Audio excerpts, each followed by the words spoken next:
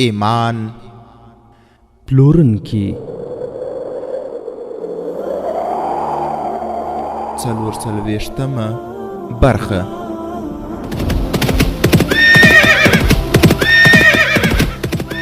د سلطان صلاح الدین ایوبی رحمه الله د دوران رښتینی کیسې. صلاح الدین پر د غزمکارا پیدا کړه، ته یو بل صلاح الدین پر د غزمکارا پیدا کړه. الحمد لله وكفى والصلاة والسلام على رسوله المصطفى. اما بعد. خیر د لوزینا پسترګو کې اوښ کې راغله، خو د حدید پسترګو کې کرکه وکړه. لوزینا چې کله حدید ته وکتل، حدید مخ ته واړاوه. د ناروغانو دا ډله مخ کې ولاړه. لوزینا او د هغې ملګري له پیردار سره داسې خبرې پیل کړې چې په هغو کې له دې مسلمان ناروغانو سره کرکه وکړه. یعنې داسې خبرې ورسره وکړې چې پیردار پوه نه سي چې دې څه کول غواړي. هغوی د خبرو په جادو باندې پیردار هم ځان ته تابع کړ. ورته ویې چې هغوی غواړي له دې ناروغانو سره څو ټوکې ټکالې وکړي. د مرهم پټۍ په دې روغتیایي مرکز کې نور ناروغان هم وو. بندیان یې یو لوري ته ټول کېنول او لوزینا هم د هغوی لوري ته ورغله. خو د لوزینا ملګري هغه پیردار چې له بندیانو سره راغلی و په خبرو باندې بوخت کړ. حدید د دیوال خواته ناست و. د هغه حالت هم ښه نه و. لوزینا د سترګو په اشاره هغه یوې خواته بوت. خو حدید چې کله لوزینا ته ورنږدې سو، لوزینا په کراره ورته وویل ما ته امر سوی چې له تا سره هیڅ کله ونه ګورم. کېنه او موږ باید د خلکو ته داسې وښیو چې موږ په خپل منځ کې خبرې نه کوو. حدید په کمزوري خو په قهرجن غږ وویل زه لعنت وایم په تا او تا ته په امر کوونکو باندې. ما ته د څه بدلې په خاطر باندې له ډاکوانو ژغورلي نه یې. هغه زما مسؤلیت و. آیا تاسې له مؤظفو سړیو سره همدا رویه کوئ؟ خو لوزینا ورته په غرې ونیولي غږ وویل حدیده چوپ سه، دا خبرې به بیا وروسته کېږي. ما ته ووایه چې ته د شپې چیرې یې؟ نن شپه به تا له هغه ځایه باسو. حدید له هغې سره خبرې کول نه غوښتل. لوزینا ورته په ډېره ګرانه د اوښکو په ډالۍ کولو ډاډ ورکړ چې هغه ته به دوکه نه ورکوي. حدید ورته وویل زه چې د شپې چیرته ویده کېږم له هغه ځایه وتل ګران نه دي، خو چې ووځم چیرې به ولاړ سم. لوزینا او حدید دلته خپل د تېښتې پلان جوړ کړ چې حدید باید څنګه له کیمپه وتښتي او چیرې ولاړ سي. خو ورونو کله چې شپه سوه، د مسلمانانو کیمپ په داسې ژور خوب ویده و لکه د مړیو کلی. ورونو ټوله ورځ به یې کار کوو او ماښام به چې راغلل ستړي ستومانه به پریشانۍ یوړل او ویده و.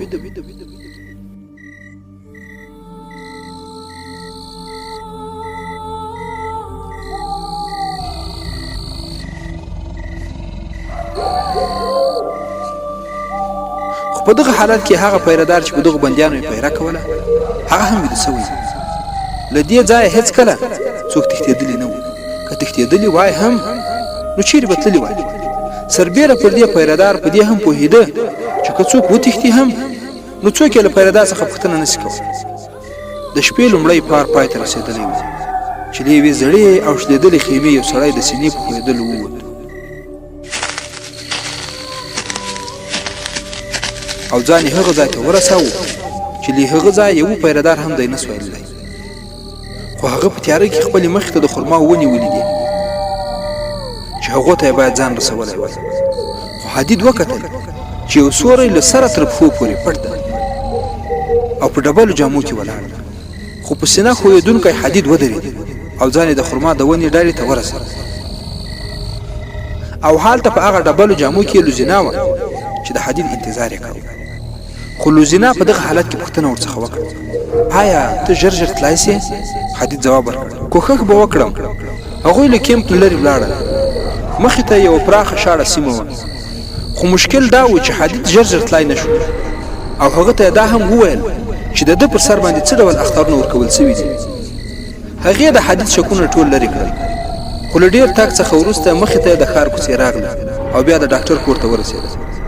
د 3-4 کرتې ټک ټک وروسته ډاکټر بهر راووت او هغوی ژر دننه ووتل. خو کله چې ډاکټر د حدید زخمونه خلاص کړل او ویې لیدل نو لوزینا ته یې وویل چې چې لږ تر لږه 20 ورځې علاج ته اړتیا لري. خو ورونو د دې خبرې په اورېدو سره لوزینا له یوې پیچلې مسلې سره مخ شو. هغه دا وه چې دومره ورځې به حدید چیرې پټوي او هغې دی د بېګار کم ته بیا ورستل نه غوښتل. خو په دغه صحنه کې د هغې عقل ځواب ورکړ. ډاکټر چې د حدید مرهم پټۍ وکړه ویې ویل ده ته سربیره پر دې باندې د ډېرې ښې او قوي غذا اړتیا هم ده. لوزینا ډاکټر یې یوې خوا ته کړ او ورته ویې ویل دا چې چیرته اوسي هلته ورته ښه خواړه ورکول کېدای نه شي. زه یې له ځانه سره هم په کور کې ساتلی نه شم، خو تاسې یې له ځانه سره وساتئ.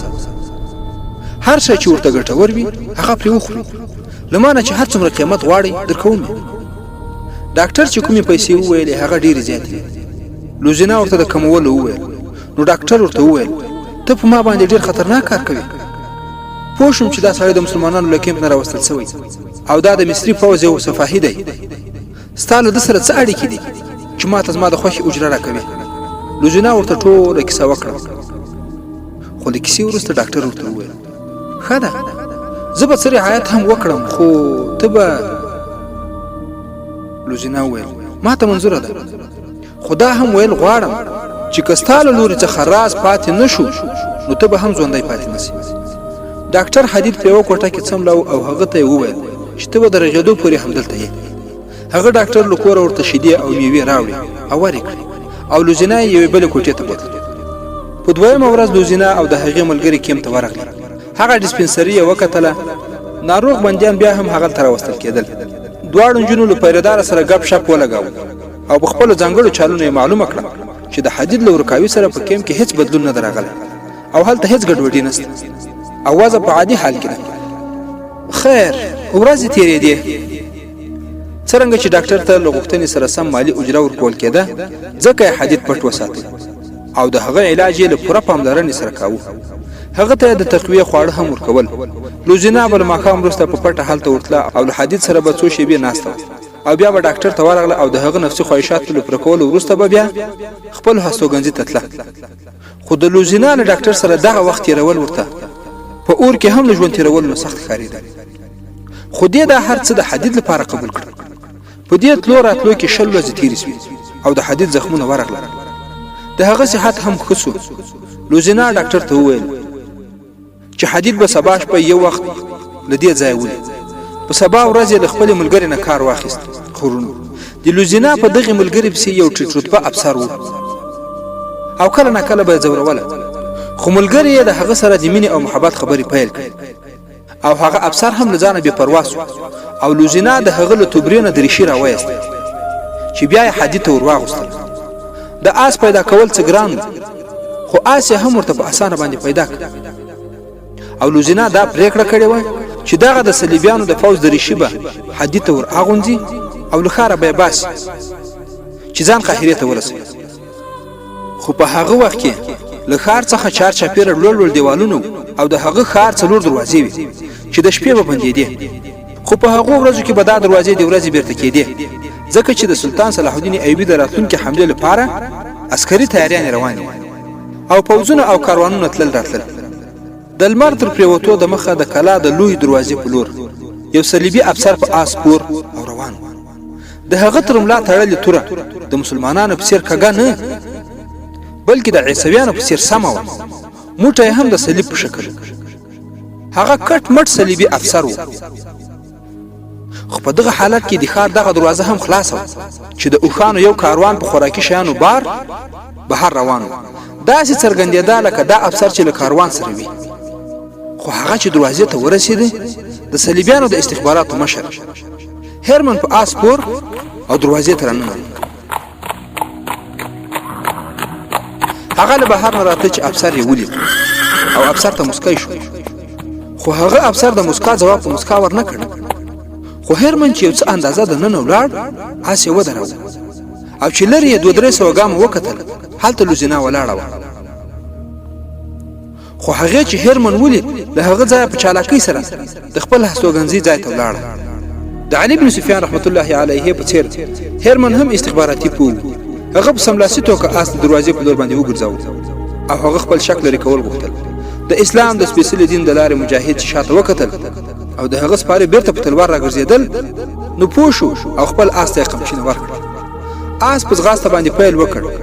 هرمن بالاخره دروازې ته راورسېد او بهر یې وکتل چې کوم افسر د هغه ترڅنګ تیر شوی و هغه لرې تللی و او د هغه پسې تلل هم بیکاره و ځکه هغه لیدلی و چې آسپور چې له دروازې ووت نو آس یې په چرګمو کړی و او آس هم ډېر چالاک و او بیا دې ډېره پراخه وه. خو دلته بیا لوزینا ډېره خوښه وه چې حدید یې آزاد کړ او هغه ته یې بدله ورکړه. هرمن آس را وګرځاو او په چالاکۍ دننه ولاړ. خو هرمن لومړی د مسلمانانو د بندیانو کمپ ته ورغی او د هغه ځای مسؤل سړي ته د حدید نښې وویلې او پوښتنه یې ترې وکړه چې هغه چیرې دی. هغه مسؤل هم په پلټنه کې لګیا سو او د حدید هېڅ پته ونه لګېده.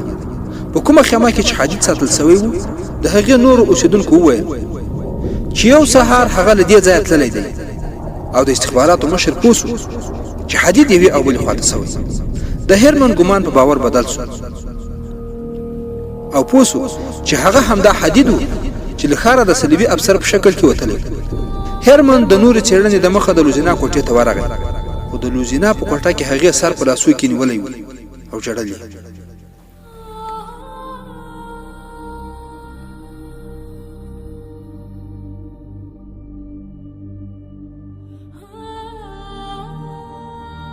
هرمن ورته په غوسه وویل آیا تا هغه وتښتاوه؟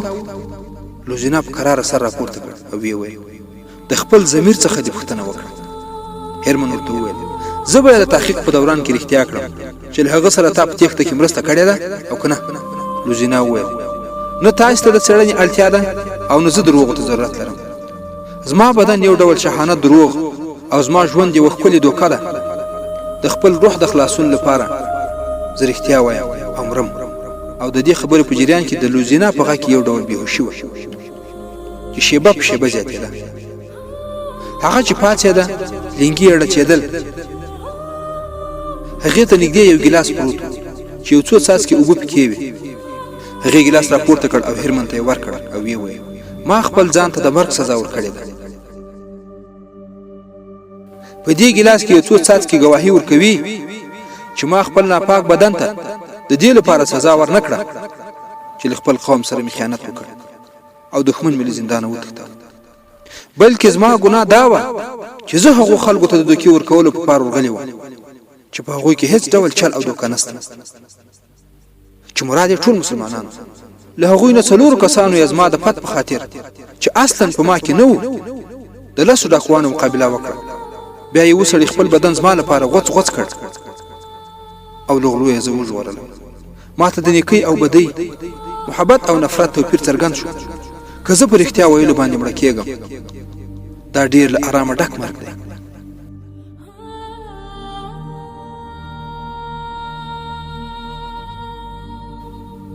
هغه چې پرېوتله، هرمن یې له لاسه ګیلاس واخیست او وینې لوزینا ترې ځان خلاص کړ، یوې خواته ودرېده او په اسویلیناک غږ یې وویل زما بدن ته لاس مه راوړه، اوس دا ستا د کار نه دی. زهرو پکې په رښتیا مداخله کړې ده. تا ته د ناپاکو جسمونو اړتیا ده او زه دا ویل هم غواړم چې هغه ما تښتولی دی. ما هغه 20 ورځې پټ ساتلی و. ما له فرینډس نه دریشي غلا او هغه ته مې واغوسته او یو آس مې هم ورکړ. زه له هغه سره تللی نه شوم او له هغه پرته ژوند مې هم نه غوښت، ځکه مې زهر وڅښل. که تا نیولې هم نه وای نو ما زهر خوړل. د دې خبرو په جریان کې هغه په پالنګ باندې پرېوته.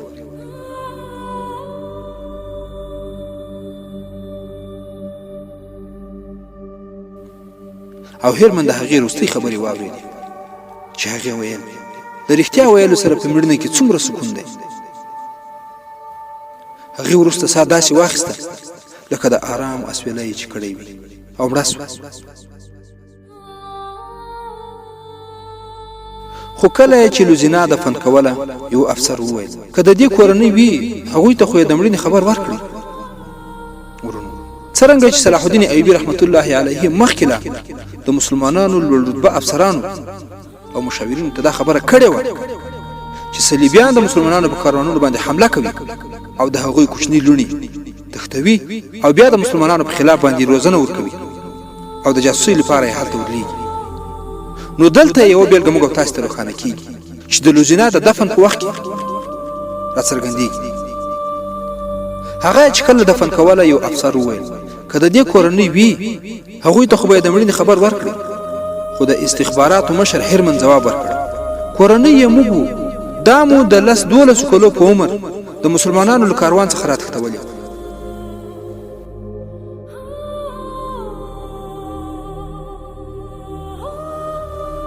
ورونو د سلطان صلاح الدین ایوبي رحمت الله علیه په سینه کې چې کوم احساس غوټې وهلې په هغه احساس کې دغسې دردونه پراته وو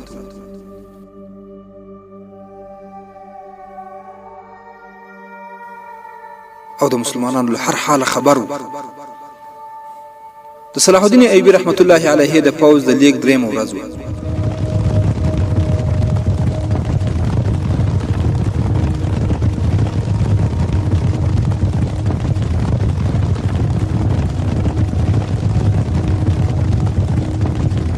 صلیبیانو په لاره کې د هغه د مخنیونې لپاره لښکرې لېږلې وې څرنګه چې حمله په کریک باندې کېدونکې وه او دوی ته هم همدا خبر راغلی وو نو ځکه صلیبیانو زیات پوځونه له شوبک نه کریک ته لېږلي وو یو شمېر لښکرې د شام پولو ته هم لېږل سوي وې چې د سلطان نورالدین زنګي د رالېږلي مرستندویه پوځ مخه پرې د کریک په لاره کې ونیسي او د دغه پوځ یو څه برخې د سلطان صلاح الدین ایوبي رحمت الله علیه د مخنیوي لپاره لېږلي وې خو سلطان صلاح الدین ایوبي رحمت الله علیه خپل پوځ په 3 برخو ویشلی او روان کړی او 3 واړه لښکرې یو تر بله لرې ساتلي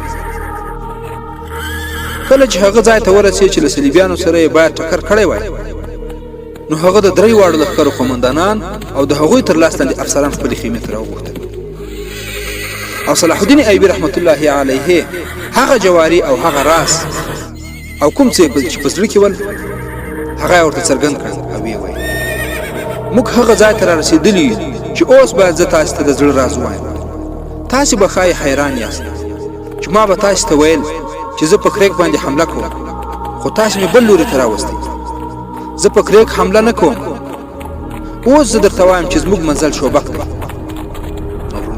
تاسو خو ښه خبر یې چې هلته صلیبیانو شوبک خالي کړی و او زیات نظامي فوځ یې کریک ته لېږلی او صلاح الدین ایوبي رحمت الله علیه پسې وویل یوه پوښتنه چې تاسې به اندېښمن کوي چې ما ولې عالم جاسوس او ورسره 2 نجونې خوشې کړې او هغوی ته مې ولې ساتونکي ورکړي وو زه درته وایم د دې خبرې ځواب واورئ ما هغوی د خپلې کوټې تر څنګ په یوه بله کوټه کې کېنول د دواړو کوټو ترمنځ دروازه نیمکښه وه علي بن سفیان او 2 مرستیالانو ته مې وویل چې زه به په پلانۍ نیټه په کریک حمله کوم زه پوهېدم چې جاسوسان یې اوري ما د هغوی غوږونو ته دا هم ورسول چې زه له صلیبیانو سره په آزاد میدان کې له جګړې څخه بیریږم دا ډول خبرې مې د هغوی غوږونو ته ورسول بیا مې خوشې کړ ساتونکي مې هم ورسره کړ چې روغ رمټ یې ورسول خو وروسته بیا ما ته خبر راکول سو چې یوه پیښه سوې یوه ډله غلو په دوی باندې حمله کړې 3 ساتونکي او یوه نجلۍ یې وژلې 4م ساتونکی له شوبک نه بیرته راغلی دی حالته چې زموږ کوم جاسوسان دي هغوی اطلاع را کړې ده چې عالم جاسوس ژوندی شوبک ته رسېدلی چې زما دوکه یې بریالۍ کړې ده صلیبیانو خپل پوځ مال او خوښۍ سره سم ویشلی دی او صلاح الدین ایوبي رحمت الله علیه د دغو 3 ټولو مشرانو او نورو افسرانو ته وویل دا مهال ستاسې د پوځ کیڼ اړخ برخه د صلیبیانو له ښي اړخ نه 4 میله لرې ده هغه د کیڼې برخې سرلښکر قومندانانو ته وویل نن به تر لمر پرېوتو پورې خپل ټول اسپاره ټولی 2 میله مستقیما مخته بوځي له هغه ځایه به کیڼ لوري ته وګرځي بیا به 4 میله په مخ باندې ولاړ سي بیا به کیڼ لوري ته راستانه سي خو د 2 میلو په واټن کې به خپل دښمن د آرام په حالت کې وویني او په یرغل کولو خو تاسې خپله پوهېږئ چې څنګه یرغل به کوي او صلاح الدین ایوبي رحمت الله علیه بیا پسې ورته وویل چټک یرغل به وي په لاره کې چې هر څه په مخه درسي تر پښو لاندې یې کړئ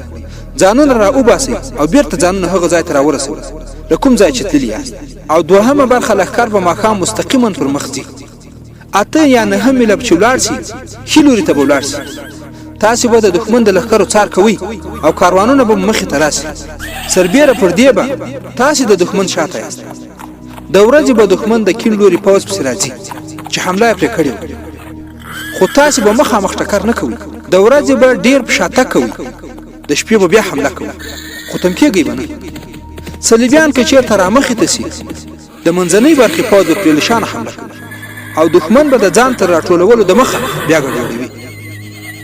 درېیمه برخه چې له ما سره ده نن شپه به لیږد کوي. موږ به تر سبا غرمې پورې شوبک کلابند کړی وي. نورې دوه برخې به صلیبیان په هغو لارو چارو چې تاسې یې تمرینونه کړي دي په بیدیا کې ورخطا ساتي. هغوی ته به خواړه او نور مهمات نور پرېږدي، خو هغوی چې کله د اوبو له چینو نه لرې سي تاسې به یې نیسئ. او صلاح الدین ایوبي رحمت الله علیه وویل چې تل به یرغل له اړخه کوي او د جګړې لپاره به تم کېږي. او بیا صلاح الدین ایوبي وویل د سرتیرو ټولۍ به هره شپه د دښمن په څارویه د اور پنډوس کې غورځوي. دا د سلطان صلاح الدین ایوبي رحمت الله علیه هغه پټ پلان و چې د شوبک د نیولو لپاره یې جوړ کړی و. دا د 1101 میلادي کلونو وروستۍ ورځې وې چې د کرک خلکو ته له اوږده انتظار وروسته پته ولګېده چې د شوبک په څېر مهمه کلا د سلطان صلاح الدین ایوبي په کلابندۍ کې راغلې ده. په داسې حال کې چې زیاتره پوځونه په کرک کې راټول شوي وو او یا بیدیا ته لېږل شوي وو او له شوبک سره هیڅ ډول مرسته کېدای نه سوای. او بیدیا ته هم چې کوم پوځ لېږل شوی و مسلمانو پوځونو له خورا بد حالت سره مخ کړي وو. د صلیبیانو د ورخطایۍ لامل دا و چې مسلمانانو سره مخامخ جنګ نه کاوه. هغوی په ګوریلایي او کمنډوي جنګونو کې ورته بې شمېره زیانونه اړول. مسلمانانو یې د ترسد مخه نیولې وه.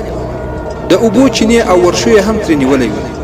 د صلیبیانو دا پوځ نه د جګړې وړ و او نه شاته تلای سوی چې بیرته یې شوبک له کلابندۍ څخه ژغورل. په شوبک کې صلیبیانو د کلا او ښار له دیوالونو د غشو او تورو او د برچو په وسیله کلکه مقابله وکړه. د سلطان صلاح الدین ایوبي رحمت الله علیه دیوال ماتونکو ټولګی و. دیوال مات کړ. دا کلابندي تقریبا 1.5 میاشت روانه وه چې سلطان صلاح الدین ایوبي رحمت الله علیه خپل مجاهدینو ته لا د مخه روزنه ورکړې وه.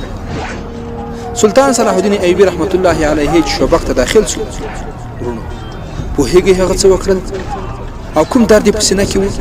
هغه تر ټولو لومړی د مسلمانانو بیګار کمپ ته ورغی چیرې چې بدبرخو بندیانو د شکرانې سجدې وکړې او د خوښۍ اوښکې یې په سترګو کې وې. د صلیبیانو بېدیانۍ پوځ د ګډوډۍ په حالت کې کرک ته ولاړ چیرې چې بې شمېره پوځ د سلطان صلاح الدین ایوبي په انتظار ناست. ورونو سلطان صلاح الدین ایوبي رحمت الله علیه بالاخره وتوانېد چې د هغو 3 جاسوسانو په وسیله باندې چې یو یې عالم جاسوس او 2 نجونې وي چې یوه یې مړه سوه خپل پلان یې تر شوبکه ورسوه او پلان یې بریالی او شوبک ته د لاسته ولوېد. او ورونو دا چې د 1102 میلادي کال د سلطان صلاح الدین ایوبي رحمت الله علیه د وخت رښتینې کیسې بد سوي او د راروانې برخې عنوان ایونا چې په عایشه باندې بدله سوه. په دغه عنوان کې به تاسې څه واورئ او دغه ایونا څوک وه او ولې عایشه سوه؟ د 44 برخې پای.